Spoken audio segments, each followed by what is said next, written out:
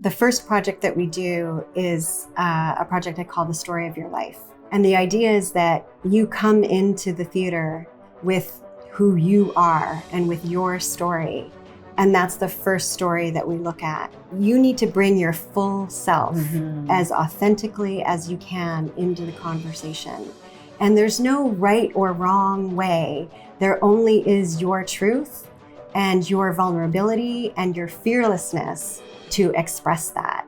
And some of us express it through song or dance or makeup or clothing, and we express it through the physical character of the space. So I think more than anything, we try to give people confidence that what they have to offer matters, and to not be shy about bringing that forward.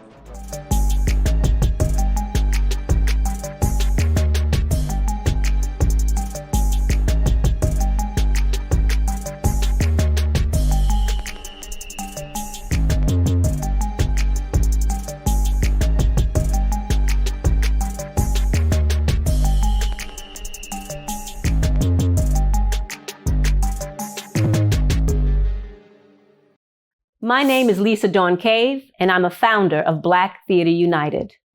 Welcome to Before the Curtain Rises, the Designer Series. It is important to us as we continue to uplift Black lives that we are really articulating the pipelines that are available in every field in our industry. And this initiative will show you all the opportunities that are available in the design field. Now, let's welcome scenographers Christine Jones and Brett Banakis. Hi. Hi. Great. Where are you from? I was born in New Jersey, but I was raised in Montreal, and I lived in Montreal until I was ready to come to graduate school, and then I came to New York to pursue my passion for theater. And you? I was born in the middle of the country in Peoria, Illinois. But I moved to California at a very young age. So I grew up in California and then moved to New York to pursue my graduate degree at NYU. Okay. Is scenography, is that right? Mm-hmm. Is scenography something you always wanted to pursue? I did want to pursue it from a young age, yeah. My sister got me into theater when we were very young. She was really into it, and I had a particular teacher at my high school that really was into technical theater and theater craft and stagecraft. And we had an after school class, and I was building sets and designing sets as early as like 15 years old. And I didn't realize it was a profession, but I just really enjoyed doing it. And it took me a while to realize it would be something I could pursue. I had no idea that such a thing existed. I did, when I was young, often take shoeboxes and do recreations of rooms in the house in the shoeboxes, but I had no idea that set design was something you could do. I was passionate about ballet. Okay. I was in the theater club at school, but it wasn't until I got into junior college and a teacher said to me one day, "Ms. Jones, I think you are a scenographer."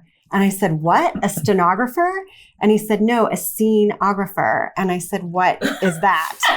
And he explained to me, and it seemed really compelling and interesting. And I switched my major and started studying, and was guided by teachers throughout my journey. Wow. Actually, that took me to my next question, because I was going to ask, did you even know it could be a career? No idea. And neither one of you did. No idea. Yeah. Well, yeah. How did you find out it could be a career?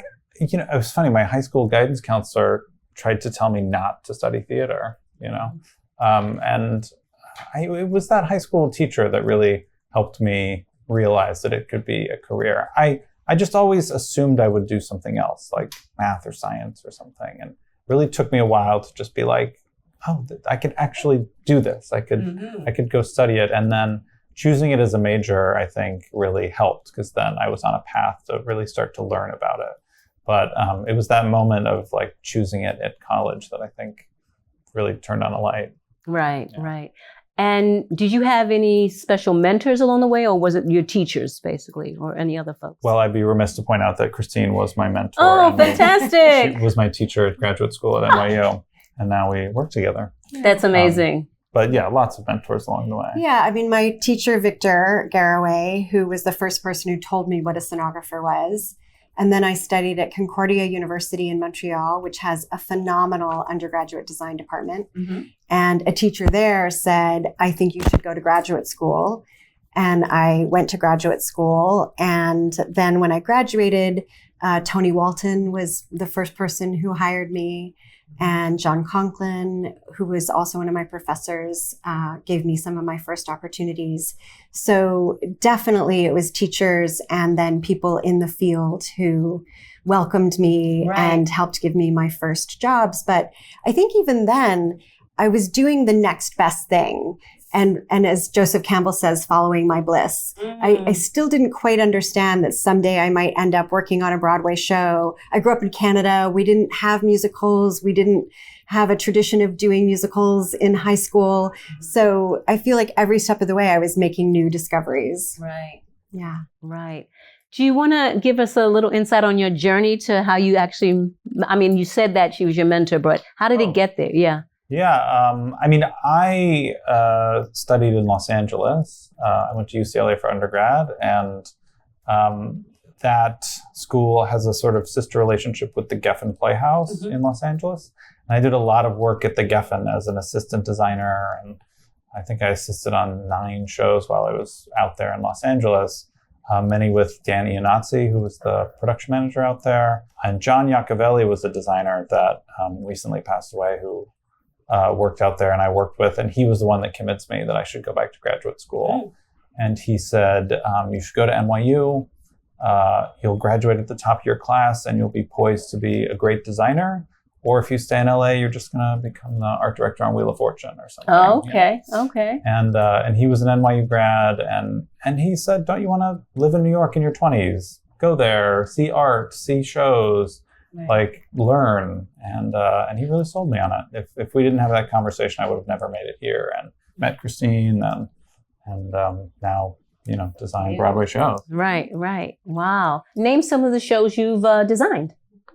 Well, we just designed The Outsiders on Broadway. Loved it. As our design collective, Amp Scenography. Mm-hmm. But we have co-designed the Cher show, What's It All About, which was a Burt Bacharach show at New York Theater Workshop. We co-designed a show at Second Stage. I can't remember what it was called. Whirl Inside a Loop. We worked together on Harry Potter and the Cursed Child. And the first show we worked together was on American Idiot. So Brett was my student at NYU. And then a couple years afterwards, I invited him to come assist me on American Idiot. And then we kept working together after that. And for a while, he was my associate, and then we co-designed, and now we often co-design. We still do design projects individually. Right. And then most recently, we formed the AMP Collective. Right. I'm going to get into that in a minute, but I do want to ask, you had said that at some point, you were like, what is scenography? Can you actually tell us what that is? Sure. So we have an idea of what that is. I think of scenography as the practice of creating spaces that are alive and move through time with bodies in space. The reason we like to use the term scenography is because it really does invite the sense of time and movement. Mm-hmm. Set design feels like a static description of what we do. And so much of our work is about collaborating with the director and the choreographers to dramaturgically take us through time and space and physical action. So we think of what we do as a truly collaborative interplay with the bodies. Right. So we find that the term scenography more accurately describes what we do. What would you add to that? I would just add that the way that cinematography or choreography, that the graph part of it means to write. And it's like we're part of the team that is writing and creating the whole show. You know, I'm going to look at it differently. Yeah. Actually, that actually is true. Yeah. Makes a lot of sense. Now we're going to go back for you to talk about AMP Collective. So AMP Collective was founded by Brett and I as our way of contributing to the increased diversity and equity and inclusion in our field. Brett and I both teach at NYU. We have co-taught there. We've met a lot of incredible students along the way. And we've had people in our studio working in various capacities. But as the move to be more aware and active about bringing more people into our field came into the forefront, we reflected on how we could participate and noticed that sometimes people were being given opportunities that they weren't necessarily ready for, lacked some of the training, and there was a step that was being missed that was to the detriment of the person and the project. So we felt by he and I taking projects on and bringing somebody into the project with us, we could continue to mentor that person so that they were given the experience hands-on for every part of the process, meetings with the director, meetings with the shop, meetings on stage, tech calls, every aspect of the process with our support and encouragement. And sometimes that role gets filled by associates and assistants, which is tremendous. But then sometimes those people remain in the background.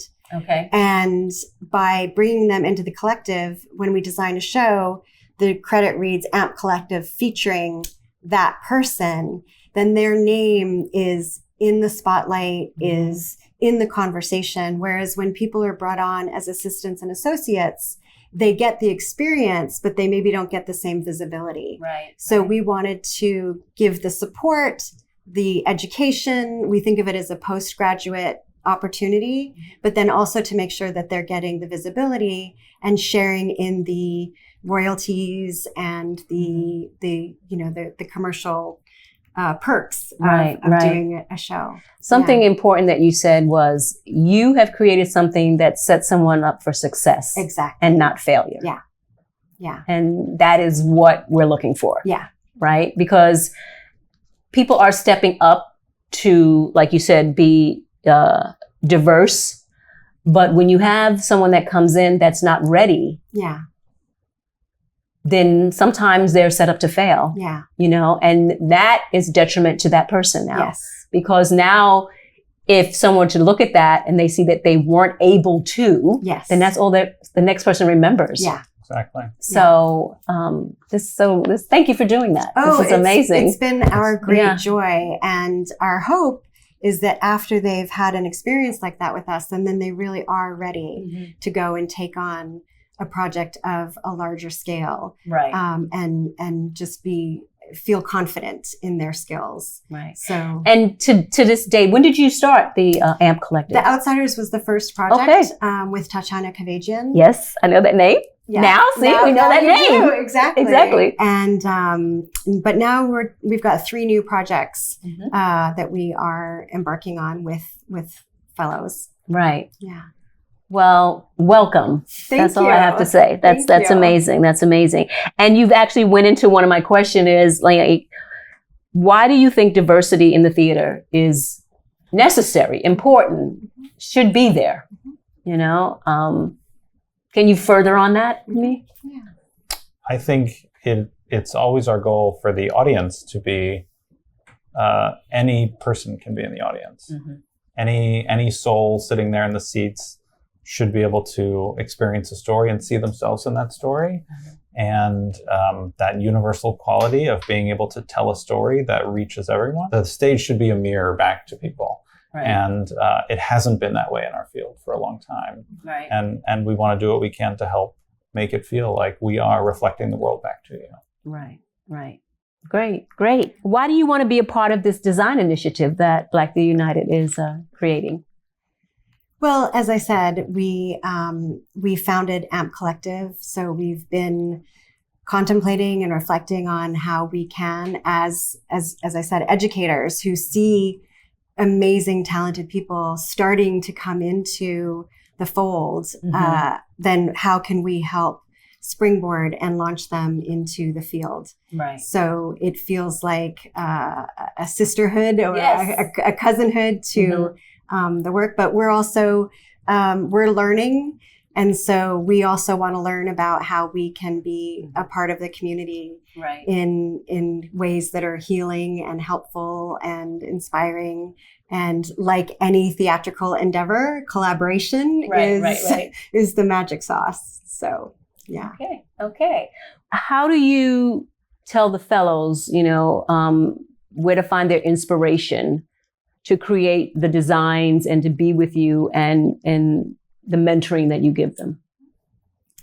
Well, at NYU, when I teach the first year set design class, which Brett was a part of, the first project that we do is a project I call The Story of Your Life. And the idea is that you come into the theater with who you are and with your story. And that's the first story that we look at. Mm-hmm. And you bring that whole person to bear.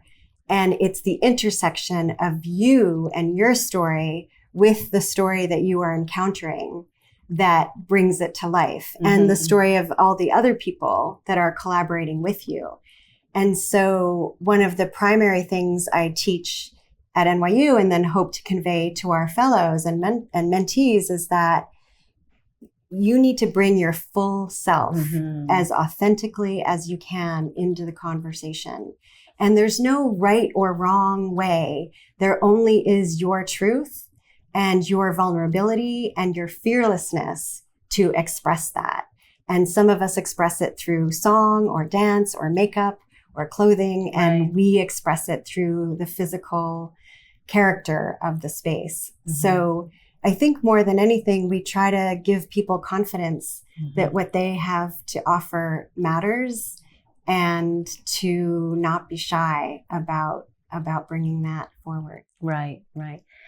I don't know if you actually know that doing that and giving, even though we shouldn't say permission, but yet permission to a person of color to be able to come into their true self, how important that is. To be able to say that to someone and they feel that they can just be who they are and they can actually leave behind the door the unfortunate conversations that we had to have with our parents about how we should be in the world is, I just want to say to you, that is something that is important. And thank you for doing that. Thank you. Thank you for seeing and honoring and as I said, welcoming us into the conversation with you. I want to say thank you, Christine and Brett, for sharing your journey with us. Thank you. Be sure to subscribe to our YouTube channel and visit our website at blacktheaterunited.com. Black Theater United, creating pipelines for you, the future of our industry.